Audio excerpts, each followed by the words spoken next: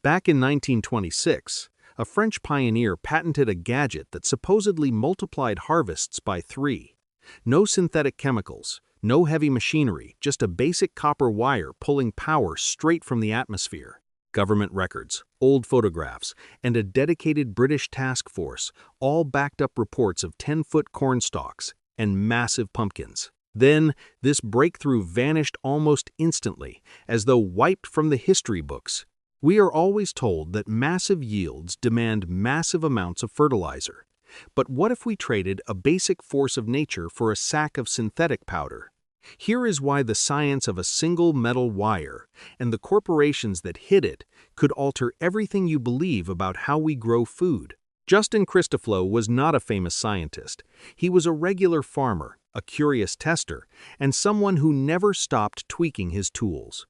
Born in France in 1865, by the start of the 1920s, he had devoted his life to one core belief.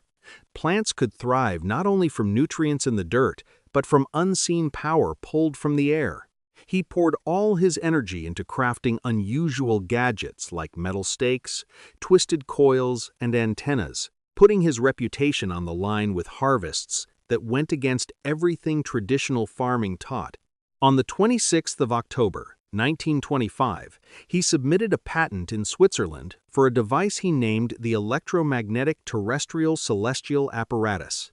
That official paper, numbered CH118648A and approved the next spring, outlined a setup of copper and magnetized steel sheets made to grab electricity from the air and send it into the soil.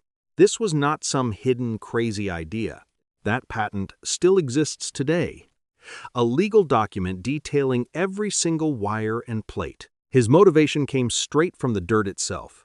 He stated that using his invention, oat plants reached 5 feet high, and sick, dying trees suddenly bloomed again. He shared his results in farming magazines and books, telling any doubters to come see his test gardens with their own eyes. The French press wrote about his efforts, sometimes doubting him, but often amazed by the pictures and charts he shared. For him, the evidence was supposed to be out in the open, judged by the size of the vegetables, not kept in the dark. Way before chemical crop boosters took over, he thought nature already gave plants exactly what they needed if we only knew how to tap into it. Today, his patent stands as a quiet reminder of a lost era in farming. Pictures from the mid-1920s display crops that look like they belong on another planet. Pumpkins, thicker than large barrels. Cabbages almost the height of a grown man. These photos, printed in his guides, sparked whispers of a discovery that broke all the accepted rules of roots and soil. Local papers and gardening prints published these pictures, usually alongside stories of crop sizes doubling or tripling.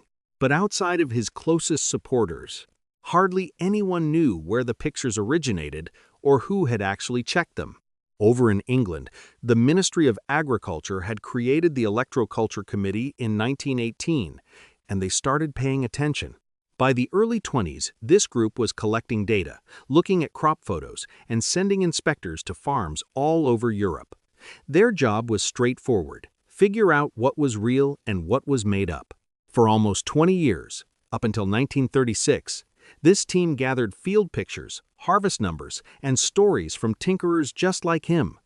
Their secret reports, marked strictly against publication, listed everything from freakishly huge barley to the strange wire setups popping up in French yards.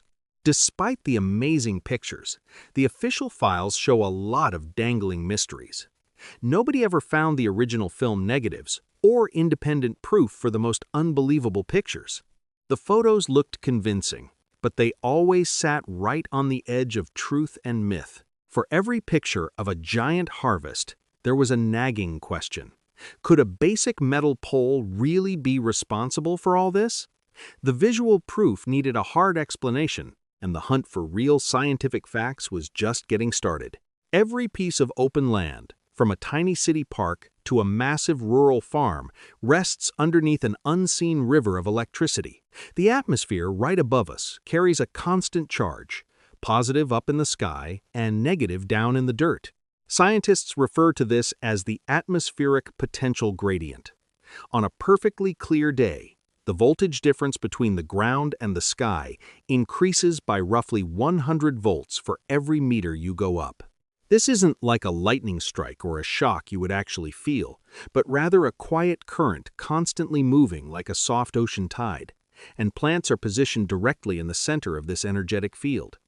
With their leaves and stalks coated in tiny hairs and waxy layers, they act as built-in natural conductors. Every single blade of grass and sprouting seed silently gathers electric charge from the breeze. Meanwhile, their roots, tucked deep in the dirt, link up to the negative end of this massive earthly battery.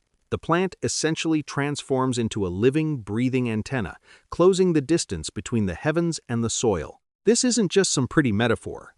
This electrical flow can actually be measured. If you stick a copper rod into the dirt during certain tests, you can pick up a very weak current. It proves that the ground and the atmosphere are constantly trading charges, even when the air is perfectly still. While weather can shift the exact voltage, the core dynamic remains the same. A positive sky, a negative earth, and a constant, sleepless exchange between them. For a long time, this ambient field was completely ignored. But as the 20th century began, curious minds like Christo Flo started wondering if crops craved something beyond just basic water and soil food. They questioned if this quiet current could be caught, controlled, or even magnified. Their logic made sense. If a plant is naturally an antenna, what occurs when you upgrade it? A piece of copper wire, for example, conducts electricity much better than a green stalk or a leaf ever could. When placed in the earth, it can draw down that atmospheric power much more effectively, funneling it directly into the roots. The natural electrical field of our planet might be faint, but it never turns off. Grasping the reality of this hidden power is the critical first step to understanding how one basic metal wire could flip traditional gardening completely upside down. Deep inside every plant, a quiet dialogue is happening, spoken entirely in the language of electricity. The roots, stalks, and leaves do a lot more than just move water and minerals around. They actively send out microscopic electrical pulses, known as action and variation potentials, which travel through their cells incredibly fast. And these signals aren't just random static.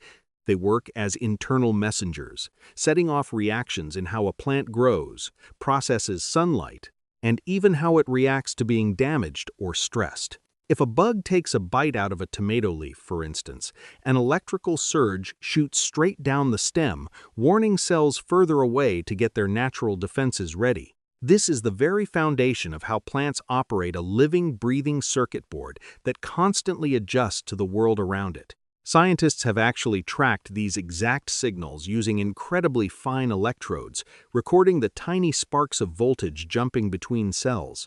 Even a very weak field, measuring just a handful of microvolts per meter, is enough to start a domino effect inside the plant. Its internal communication system reacts to all sorts of environmental shifts, from the heat of the sun to the blowing wind, and yes, even the gentle tug of the Earth's electrical field. A number of studies reveal that when you introduce an outside electrical gradient to a plant, it starts producing more antioxidants and turns on specific genes linked to toughness and rapid growth. And this reaction isn't just reserved for bad weather or physical damage. It can be set off by the most basic items: a straight wire, a metal stake, or a deliberately twisted coil. The spiral, a pattern you see all over the natural world from the shells of snails to the centers of sunflowers, became an incredibly important shape in the early days of electroculture. Innovators like Christoflo and his peers were convinced that burying a copper spiral in the dirt could catch and concentrate the natural currents of the earth. That specific shape was not chosen just to look nice. Spirals work exactly like satellite dishes, sweeping up energy from a broad space and directing it down into one concentrated spot. Those early coil designs, borrowing ideas from ancient practices and emerging physics, were meant to boost the plant's own natural frequencies, not overpower them. The whole point was to use a specific shape to tap into the energy waves already flowing through the area, allowing nature and physics to team up This merging of shape, electrical signals, and basic dirt is exactly where electroculture walks away from modern chemical farming. Rather than stuffing plants full of artificial, factory-made nutrients, the objective was to open up the energetic pathways that evolution already built into every single living cell. A properly shaped and oriented copper wire was much more than just a piece of metal. It was a literal key, one that offered to unlock an entirely new frontier in the science of growing our food. Right around the start of the 1920s, the entire agricultural industry was about to experience a massive shift. Huge manufacturing plants in the United States and Germany started pumping out synthetic ammonia at a rate no one had ever witnessed. The Haber-Bosch process, which began as a classified wartime operation, was suddenly loading up freight trains and ocean vessels with endless sacks of chemical plant food.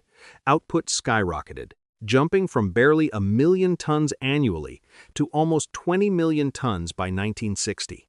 That massive surge in supply caused the cost of ammonia to plummet from $100 a ton right down to under $30. But the brilliant part wasn't really the chemical engineering. It was the sales strategy. Growers who used to depend on natural compost or a simple one-off installation of copper wiring were suddenly locked into a brand new cycle. Purchase fresh chemicals every single spring or face the danger of a tiny, struggling harvest. It was basically a built-in subscription model, a new order every planting season, a new bill every single year. The customer base exploded as more and more farmers jumped on board, lured in by the guarantee of massive crops and simple spreading methods. The chemical fertilizer business morphed into an absolute titan. Their massive revenue relied entirely on repeat, yearly purchases, not permanent fixes. Within this new financial landscape, a technique that functioned endlessly using just a basic scrap of metal wasn't merely a different option, it was a direct threat. The people in charge of publications and universities quickly picked a side. Major newspapers started writing off electroculture as a weird novelty rather than a serious farming method. Articles relied heavily on phrases like miracle cure and bizarre techniques, frequently tossing Christoflow's research into the exact same category as fake perpetual motion gadgets and crackpot theories. Farming magazines that used to welcome fresh concepts suddenly shut them out.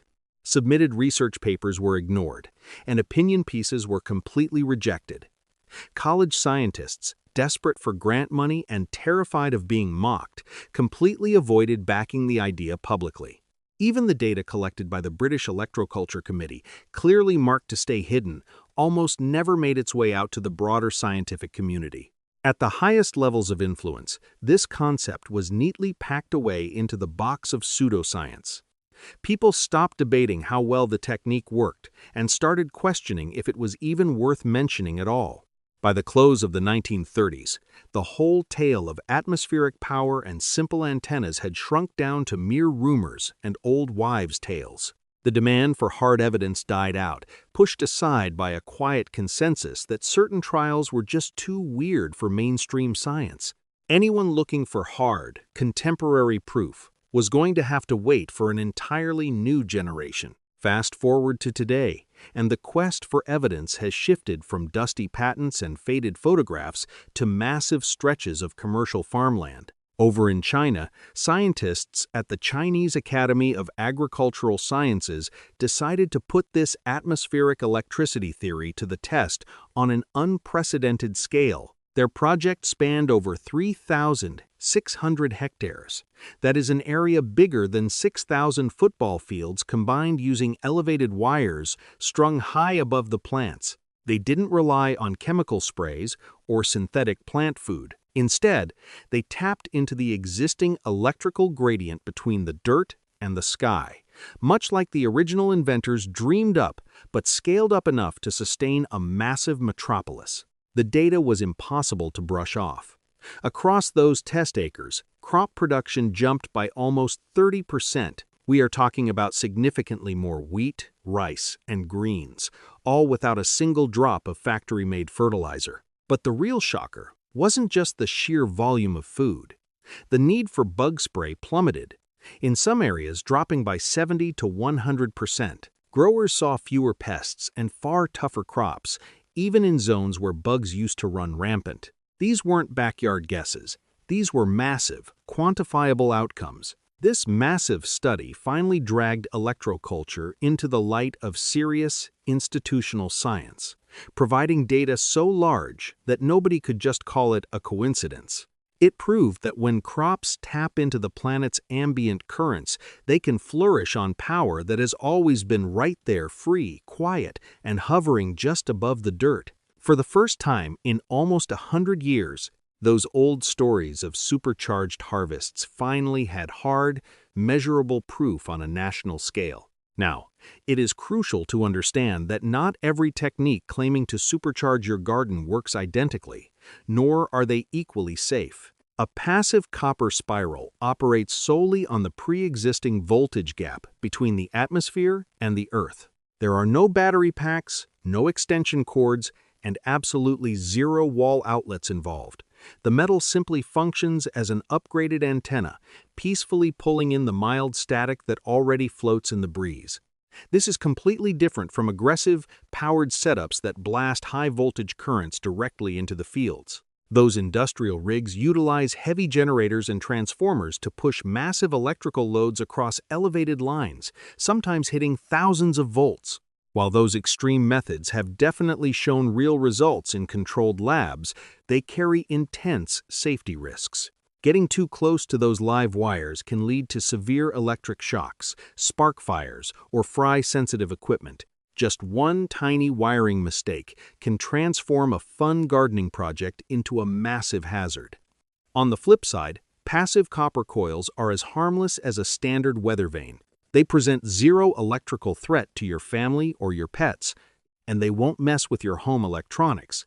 The only power they grab is what nature naturally provides. Knowing the difference between these two approaches is vital. Mixing them up could lead to dangerous accidents or massive letdowns if someone thinks they can wire a homemade metal coil to a car battery and expect a miracle. The sheer safety and ease of the passive method are exactly what makes it so appealing. Anyone can test it out with nothing to plug in and absolutely nothing to fear. But you have to know exactly where to draw the line and keep your backyard tests strictly on the safe side of it. Placing a basic copper spiral into your dirt turns any standard garden into a living laboratory. The process isn't complicated, but you have to be precise. Grab some 1/4 gauge bare copper wire. It should feel about as thick as a heavy-duty paperclip. Twist it into a relaxed spiral, aiming for a width of roughly 5 to 20 centimeters. Many homesteaders like to use a 1/2-inch wooden dowel as a mold to keep the loops perfectly even. Your final coil needs at least 3 full rotations, spaced out enough so that wind and sunlight can easily pass through the gaps. Once it is shaped, push the wooden dowel into the ground so the wire sits about 10 to 15 centimeters deep, leaving just the very top tip poking out of the dirt. Here is the most critical detail. That exposed tip absolutely must point toward magnetic north. Grab a cheap compass to double-check. Do not skip this step. The Earth's natural telluric currents run from north to south, and pointing it the wrong way can mean the difference between a massive growth spurt and literally nothing happening. Set your new coil 10 to 20 centimeters away from the base of your plant. Beans, squash, and tomatoes love this setup, though many gardeners see the most dramatic results with leafy greens. To really see what happens, grab a notebook. Track the height, the size of the leaves, and the bug situation every 2 weeks. Snap some pictures and weigh your final haul when the season wraps up. One grower out in Ohio recorded a 40% bump in his lettuce harvest with far fewer aphids and zero powdery mildew. He didn't change a single other thing. Same watering schedule, same exact soil. He just added one simple copper coil per row. Your own results might vary, but this technique is completely safe, totally silent, and uses absolutely zero outside power beyond what the planet provides. For anyone curious enough to give it a shot, this experiment costs less than a cup of coffee and might completely shatter your expectations of what a garden can actually do. Right now, global fertilizer use has crossed 185 million tons every single year, while the quality of our soil plummets and farming costs absolutely skyrocket. As growers desperately hunt for sustainable methods that actually last, the most important question isn't whether electroculture works perfectly in every single climate. The real question is why such incredibly cheap, simple backyard tests are viewed as a massive threat to trillion-dollar industries. Whenever free, natural power goes head-to-head with massive corporate resistance. True progress slows down for everyone. The harvest of tomorrow relies entirely on what we are brave enough to rediscover today. What kind of methods would you try in your own backyard if massive profit margins weren't dictating the rules? Let me know your thoughts down in the comments, and be sure to subscribe for more deep dives into the incredible science that history tried to bury.